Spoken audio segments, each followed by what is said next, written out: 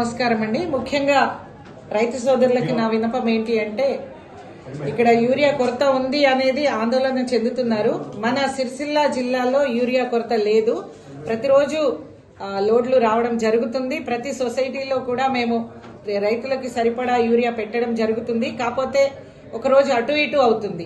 ఎందుకంటే ఆ లోడ్ రేకు నుండి లోడ్ అయ్యి మళ్ళీ ఆ ట్రక్స్ బై రోడ్ వే వచ్చి సొసైటీకి వచ్చే వరకు 1-2 రోజులు అటు ఇటు అవుతుంది. కాబట్టి మనకి ఒక రోజు లేట్ అయినా కూడా పర్వాలేదు, అందరికీ సరిపడా యూరియా వస్తుంది.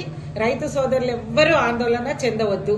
మన జిల్లాకి 25,000 మెట్రిక్ టన్నుల యూరియా అవసరమని మేము కమిషనర్ గారికి రాయడం జరిగింది.